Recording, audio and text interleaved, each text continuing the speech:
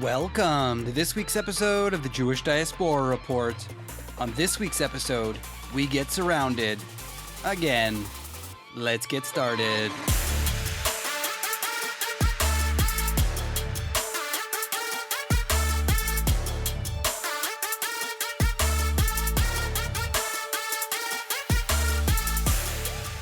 For any of our listeners who didn't hear last week's episode, I highly suggest you might want to go back and listen to that one first before listening to this one, because this one is a continuation of last week's episode. For those of you who did hear last week's episode, you know I was taking apart this video by Jubilee on YouTube, where a bunch of pro-Palestinian activists took on a Gazan person, Ahmed Fouad Alkhatib, who is promoting the idea that Hamas is the problem, and Hamas is the barrier to peace, and trying to promote peace and coexistence in a new era without Hamas. So on this episode, I'm going to try and tackle argument number 2 and take them apart like I did in the last episode to try and show you where Al-Khatib could have done a little bit better. If you remember from last episode, we will start with the claim that Al-Khatib will make, and then we will hear the useful idiots and their counterpoints, and we'll take them apart. This is Al-Khatib's claim number 2. My next claim is that armed resistance will get the Palestinians nowhere. Hamas's terrorism is not a viable path to statehood. The apartheid and the oppression that's been happening for the past 75 years is not something that's sustainable within the region of Gaza. My big reason in sitting in contention to your claim is to say that the framing is very intentional. And the moral outrage that's put on colonized resistance is doing the bidding of Israel and the oppression structure. This gentleman's claim that there's an apartheid in Gaza, we've talked about on the podcast before, but I'll just reiterate the main concepts of this. We can all agree that an apartheid would suggest 2 separate laws for 2 different types of people based on color, race, religion, whatever it might be. What apartheid cannot ever be is someone who doesn't live in the same country. A non-citizen, for example. In the United States, we don't call it an apartheid state because someone who is a visitor doesn't have the same rights as a citizen.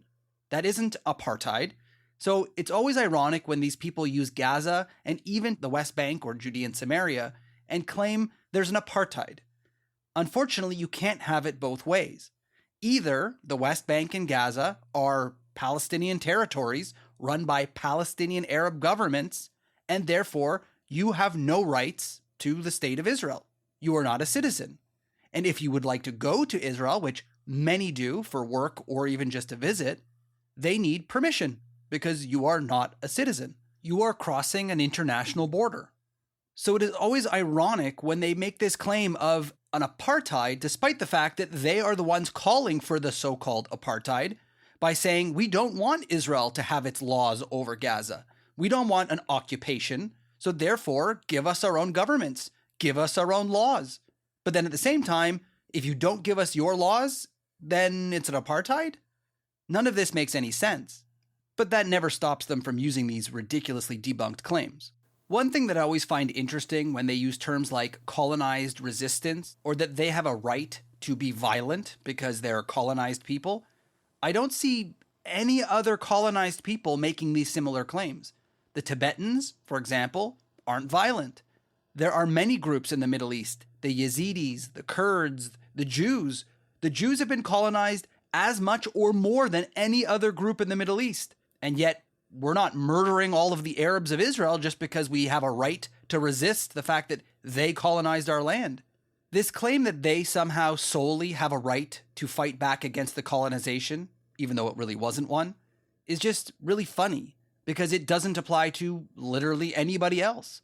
Nobody would deny that, let's say, Australia was a colony of the British and they are no longer a colony of the British. They have independence. Does that give them the right to go and kill the British right now? Can they find a British person living in their land and kill them for resistance?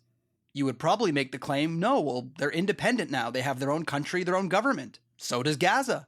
So why is it that their oppression apparently lasts forever?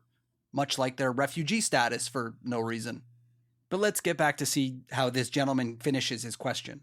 So it's important to me to recognize what are the real causes of these types of violence?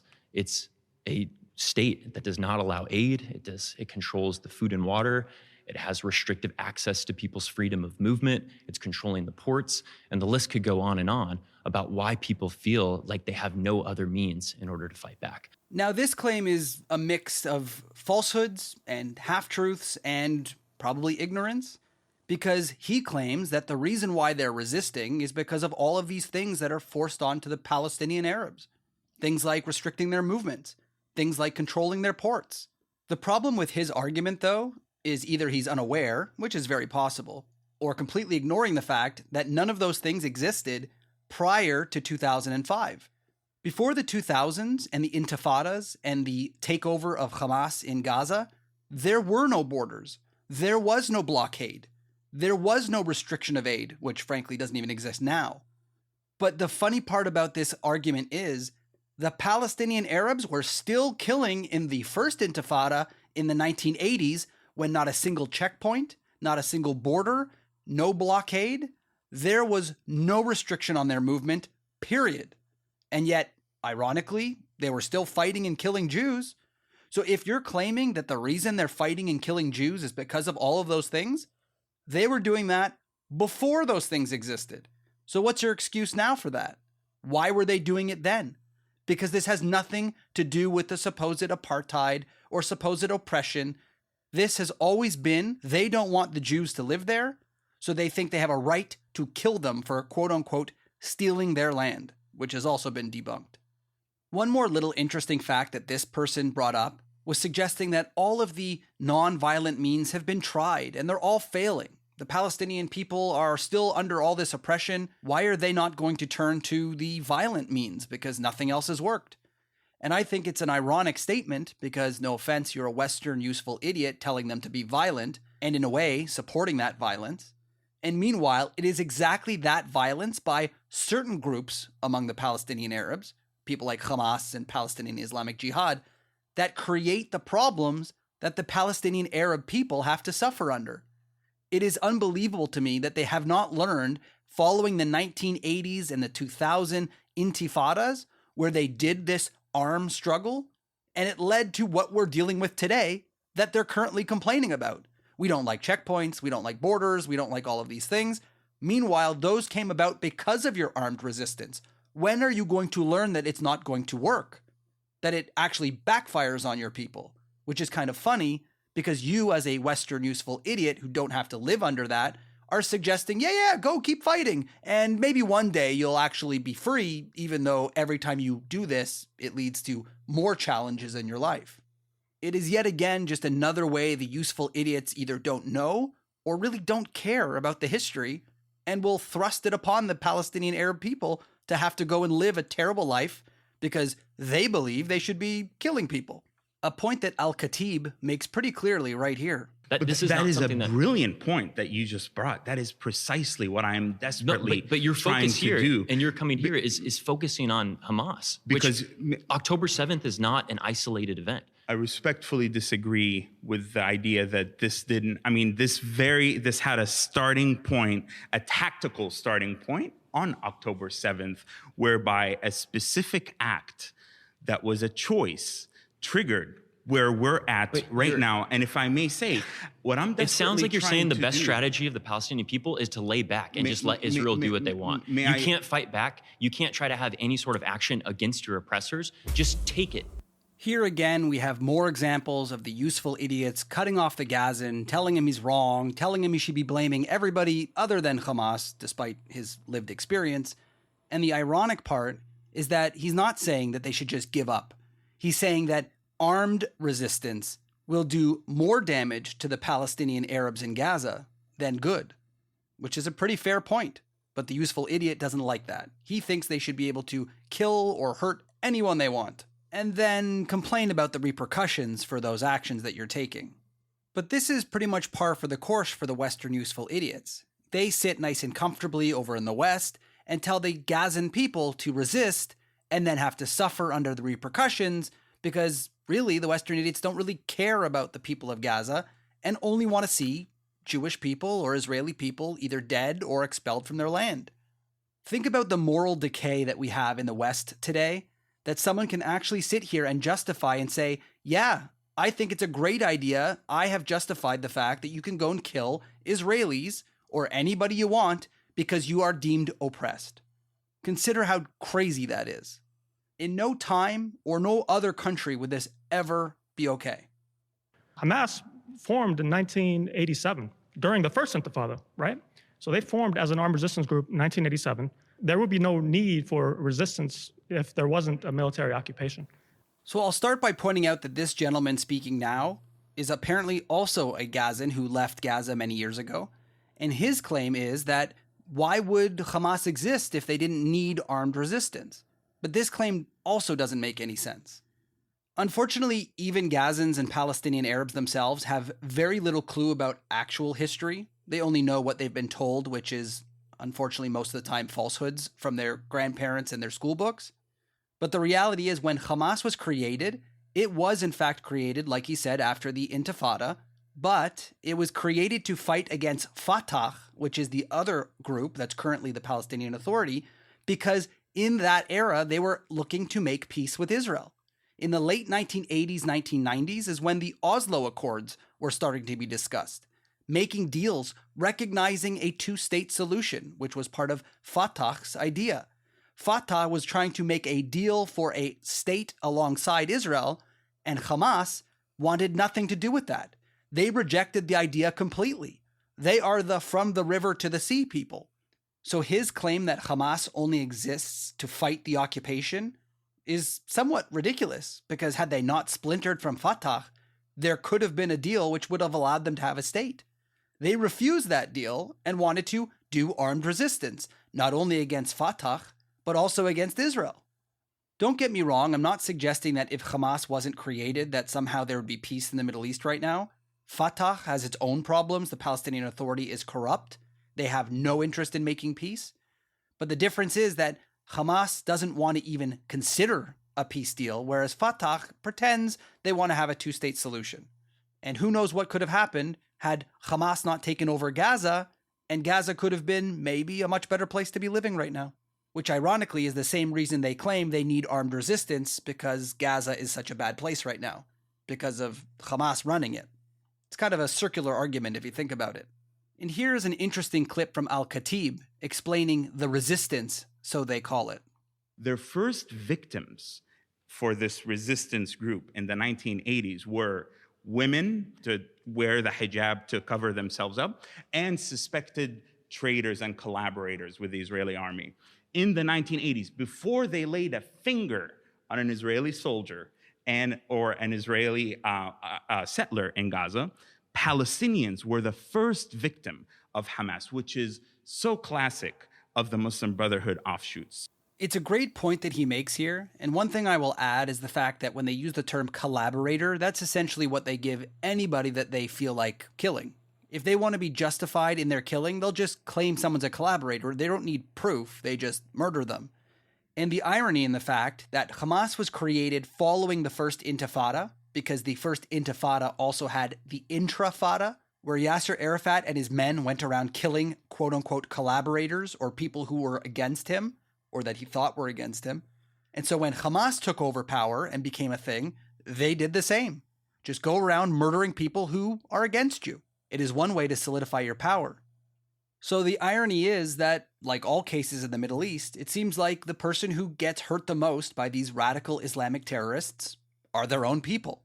And we see that happening literally today in Gaza, as they said very clearly they want to have as many martyrs as possible, and every person could die for the cause. They don't care about their own people. Now, this next speaker is quite interesting, because not only is he also a Palestinian Arab, but he claims to be a professor. So I expect a lot out of this gentleman. But don't hold your breath.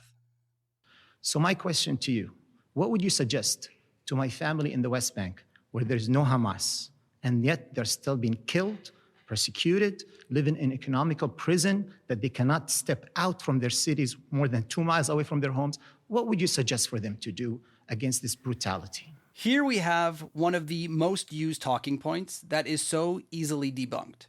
They love to pretend that Look at West Bank or Judea and Samaria and see that there's no Hamas there. And look at how Israel treats them. That is therefore proof that it doesn't matter if Hamas is in Gaza or not, because Israel is going to hurt them anyway. It really doesn't matter Hamas or not. But the funniest part of this talking point is that this person for sure knows this is not an accident. Hamas is in fact in West Bank or Judea and Samaria. There is no question. There are whole areas of the West Bank or Judea and Samaria that are completely overtaken by Hamas and their supporters.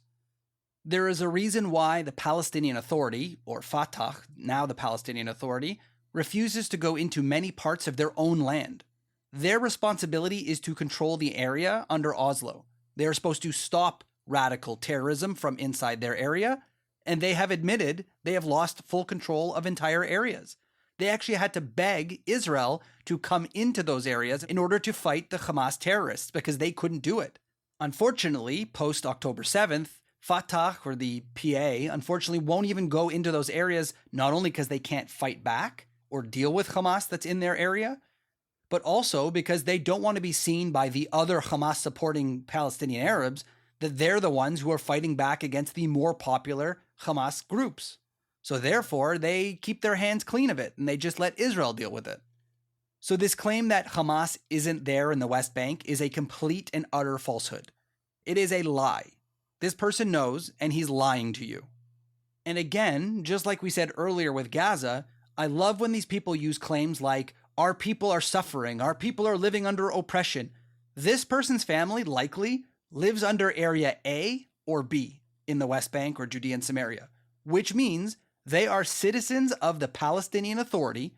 They have Palestinian Authority passports. They are supported by the Palestinian Authority municipal energy, water, all of those things, and their economy. So it is so unbelievably ironic when they complain about the conditions in the areas they live when they're not even living under Israel. They are living under their own government. Take it up with your own government. But there's always a way to somehow make it Israel's fault. Israel's not nice to us. They don't let us do X or Y. So therefore, it's not our government's fault that they can't provide us with things, which is exactly why the Palestinian Authority does nothing for their people. Because whenever they are asked to do something, they just blame Israel for it. Why don't we have better living conditions? I don't know. It's Israel's fault. Why do we not have better jobs? I don't know. It's Israel's fault. Meanwhile, the Palestinian Authority is taking the millions and millions of international dollars and putting it in their pocket. Mahmoud Abbas, the current leader, is a multi-millionaire, living in very nice homes with all of his friends in a nice area of the West Bank. Meanwhile, his people are living in crap because who cares? He knows all he has to do is just say it's Israel's fault. Everyone believes him and he stays in power.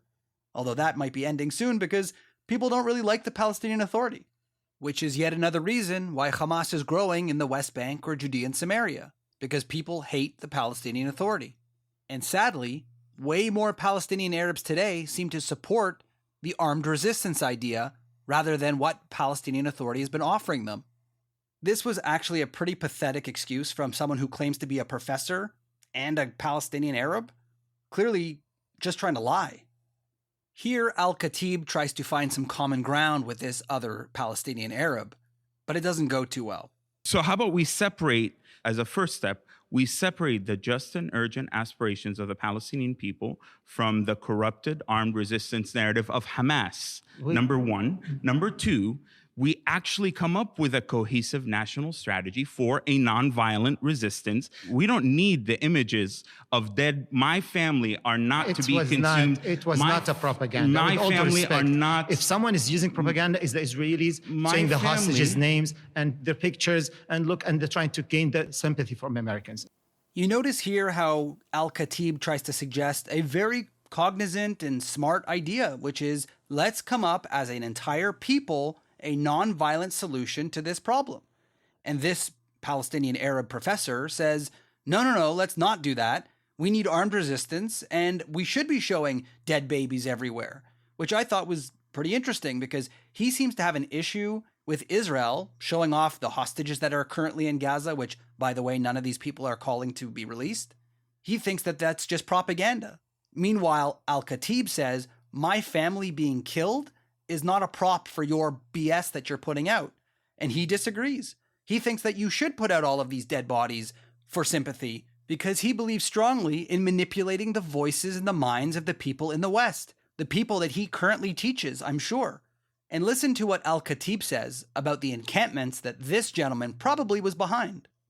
You asked about the allies and the folks. At the end of the day, what have the encampments achieved? Oh, my goodness. The fact beyond that we have 20 people here from different factions of lives, that's an achievement. the divisive rhetoric that has emerged from a lot of the pro-Palestine activism has pushed away vital allies on the Israeli and the Jewish side of I'd the rather divide. gain the billions of people around the world and give up those few thousands or few hundreds of Israelis. Did you catch that? He kind of outed his own secret there, just a little bit. You notice that this person, a Palestinian Arab, is very clear that he wants nothing to do with making peace with Israelis, which is sort of who you make peace with if you want a two-state solution, like you say.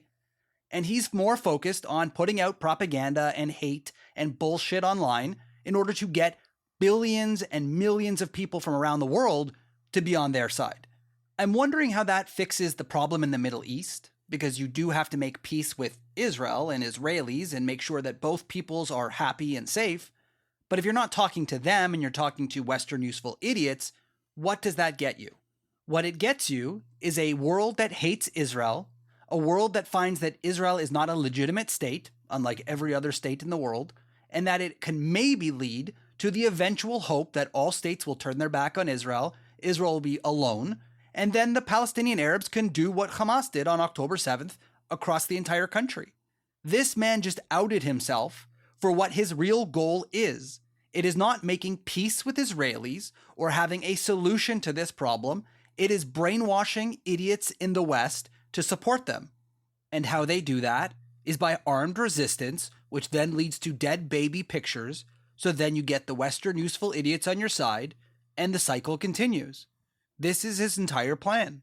Sometimes it really is unbelievable the fact that these people are either too stupid and say these things out loud, or the Western useful idiots are so dumb that they'll never hear this, or never accept it, or never take it seriously. He just admitted that he has no interest in talking to and making peace with Israelis, which Al-Khatib calls him out for. This might be a head shocker to you. I talk to the mainstream Zionist community and plant seeds of humanization, mutual empathy and humanization. There's no Palestinian freedom without winning over mainstream support within Israel, like our community did in the 1990s. Al-Khatib is very much on point here. You need to make friends with the people who you are going to eventually have two states with. Talking to the rest of the world is essentially meaningless and useless. He points out in the 1990s when there were better relations between the two peoples, and that is when the Oslo Accords happened, when the first step towards two states ever took place, because there was dialogue between the two groups, and it worked. Unfortunately, what put that to an end? The Second Intifada. In the 2000s, when Yasser Arafat decided to start murdering people on buses. Understandably, that put a little bit of a pause on the whole peace thing when you started blowing our people up on a daily basis on buses and in pizza shops. In the end, this was really only the second claim, and there are a few more that I hopefully will get to in other podcasts. Maybe we'll do some bonus episodes or do it over the next few weeks. But as you can see, just like the last time, you had a bunch of very uneducated, useful idiots who made a lot of really stupid claims based on fake talking points. They don't understand. Now, in this claim, it seems like there was a lot less cutting him off, which was great, but I think that he actually took a step back a little bit and let them speak. You'll notice if you listen to our last episode versus this episode, there was a lot less of him speaking. It's because he allowed these people, unfortunately, to talk for so long. If you've seen the Surrounded program, you know that there's a certain timer that's on the table, and you can watch as that timer goes down and down and down, and these people are just going on for 2 or 3 minute rants before they even think about a question. Unfortunately, I guess after the first round, he kind of took a step back and didn't really push back against them. He didn't try and cut in. He didn't try and correct them. He just let them speak. And it's unfortunate because they're spreading a lot of misinformation, as you just heard. And what's really interesting is how easy it was to forget the actual claim that he was making, which would have been nice had he brought it back to that claim, which is that armed resistance is a negative for the Arab people. If they stop creating all of this terrorism, maybe they'll have more chance at peace. Yet, meanwhile, we have these useful idiots saying, no, we need more terrorism because clearly this amount hasn't worked yet, and that apparently it's going to work next time, despite it clearly not working this time. And a Gazan professor who said that he prefers this tragic ending for so many people because putting out these images helps the billions of people around the world support their cause. Who cares that these people are dead, including the person's family who you're sitting across from, who's begging you to stop using his family as a prop in your game of PR? And you're saying, no, we don't care about making peace with the Israelis. We simply need to delegitimize Israel, and we need the world to hate Israel enough that we can simply take over the country and go back to what we pretend was a real thing, the state of Palestine, which never existed. And just to tease you a little bit about our next episode, either a bonus or next week, here's his claim that we're going to go over next time. My next claim is that angry protests in the West are not helpful to the Palestinian people in Gaza. This has been another episode of the Jewish Diaspora Report. Don't forget to check us out on social media at jdr.podcast and check out some of our other episodes on your favorite podcast source. We'll see you next time.